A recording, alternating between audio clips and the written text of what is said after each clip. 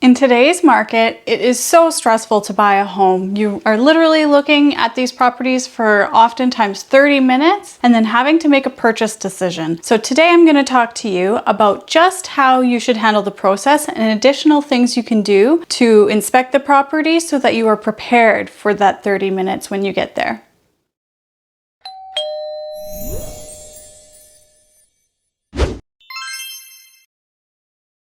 Hi, I'm Jennifer Queen with the Jennifer Queen team and RE/MAX Professionals here in Winnipeg, Manitoba. And if you don't already, please be sure to subscribe to our channel. We are always coming out with new content that we would love for you to see. And also, if you like this video at the end of it, please be sure to hit that like button too. It helps us in determining what kind of content to keep coming out with. So without further ado, these 30-minute showing tours, let's talk about that. Prior to COVID, what we found was that we were allowed to book showings for a 1-hour period. A lot of the time though, when you would get to the home, there would actually be another agent there or even two. The joke was always, you zig while I zag, and we would try and stay out of one another's way. Somebody could be upstairs, somebody could be in the basement. There were still some, of course, awkward interactions where you're bumping into each other as you're moving throughout the home. But at that time, it was fairly common, and we would book 1-hour showings, and it wouldn't be as short or tight for time when you were touring. However, COVID came about, and of course, then at that point, there's the concern about being able to manage the number of people within your home, the surfaces being touched, and having multiple groups throughout the home didn't make sense anymore. So at that point, our board here in Manitoba, what they stepped in and they said is we're going to limit all showings to 30 minutes through our booking system. And at that point also, what we're going to do is we're going to make sure that no double bookings are allowed. So only one group in the home at a time. So you kind of have the home to yourself, which is nice. But those showing windows are now set to a 30-minute limit. But let's talk about that. 30 minutes. 30 minutes is crazy. When I think about it, I think of times where I've gone shopping and I haven't been able to find a pair of shoes in 30 minutes. Never mind buying a home, which is one of the biggest purchases most people are ever going to make. So how do you navigate in a market like this where you have such limited time within a home? Today, I'm gonna highlight 9 different things you can do to kind of see or inspect the property prior to ever getting there so that you're super prepared when you're entering that front door and know what you're looking for. This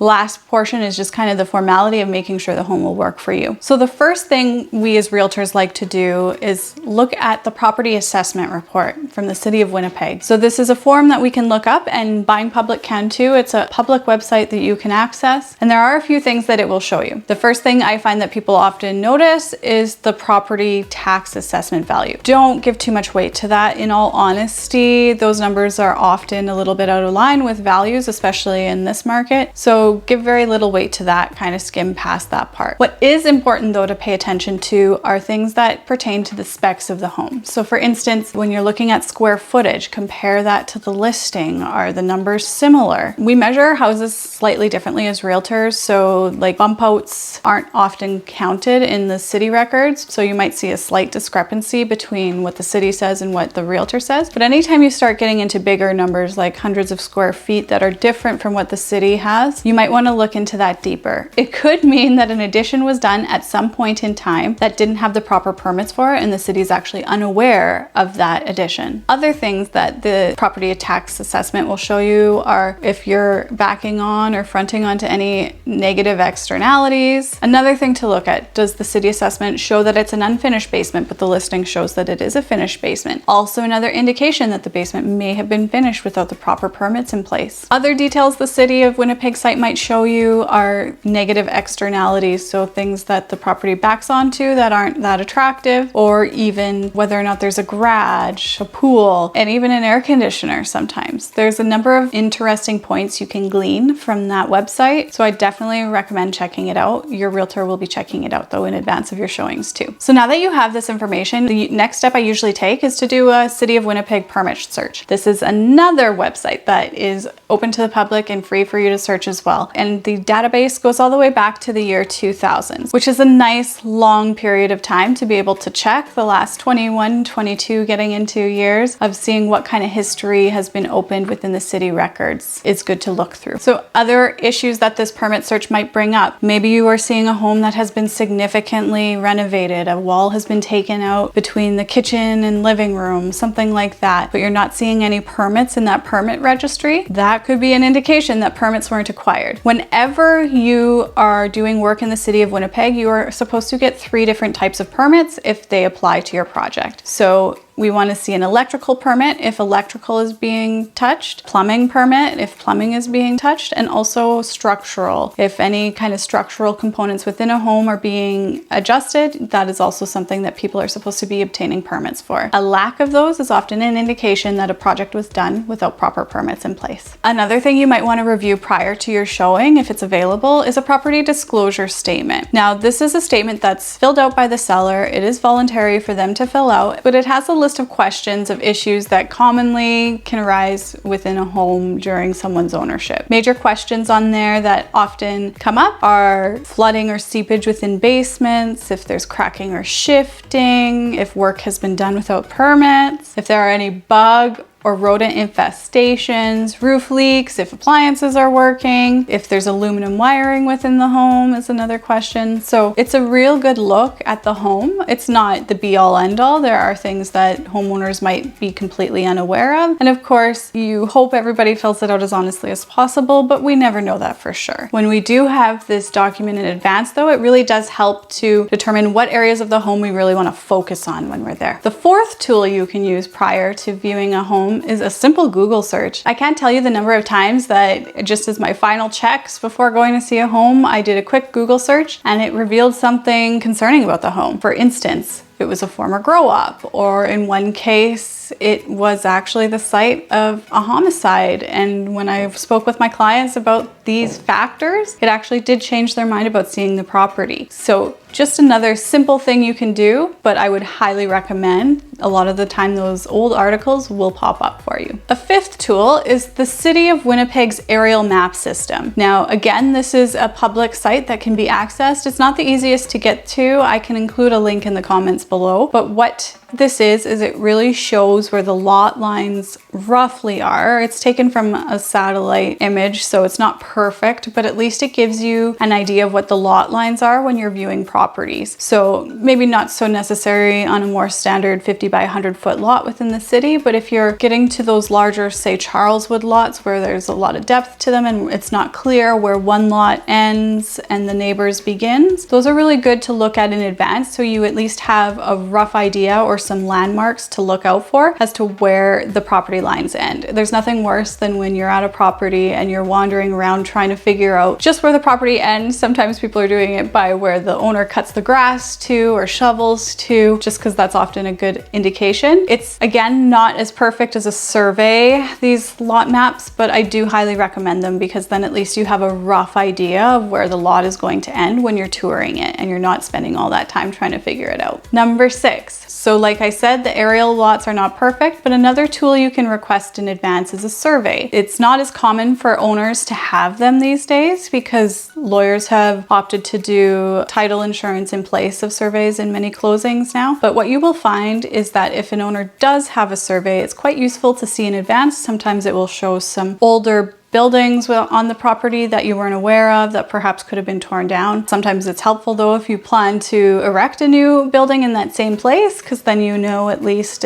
what the lot lines are and if you have the space for it. So it's always something nice to request in advance. Just don't anticipate that you're going to be given one because it's far less common for sellers to have those documents these days. Number 7, questions. If you have any questions about a property you're going to tour prior to touring it, send those along, get those answers up front, because there is no doubt in my mind that when you are within the property touring it, that you are going to find other things to ask questions about. So getting as much information prepared in advance is great. Never feel bad for asking questions. This is a huge purchase. There's no stupid question. You should ask as many questions as you need to until you are comfortable with writing an offer on that property. Number 8. A title search. Your realtor through their real estate brokerage likely has access to the land title system in Manitoba. And what that allows us to do is search titles and to see if there's anything registered against them. A lot of the time we'll see is caveats to allow MTS or hydro onto the property. Those are common caveats that we see. But sometimes what we'll see in some situations is a lien against the property. So somebody has registered that money is owed to them and they've filed a lien against the property. Sometimes it's not a huge deal. The lawyers will close this out at closing, but sometimes those liens are so significant or substantial that it means it might actually stop the selling process. So it's something nice to know in advance so that you can anticipate any hiccups that may come up along the way. Another thing that these titles sometimes show are things like easements. So if somebody has access through your property that you might not be able to tell from the tour, it's good to see that, or encroachments sometimes, not always. And then also what you might see on there are like party wall agreements when you're sharing a common wall with your neighbor, as in side-by-side homes, which I don't think people call that anywhere else but Manitoba, but semi-detached homes if you're coming from a different market. And number 9, the most important thing you can do is a thorough inspection of the property when you're there. So what I usually say in that initial 30-minute viewing that you have booked, yes, that's more just to get a feel for the property, see if we liked it,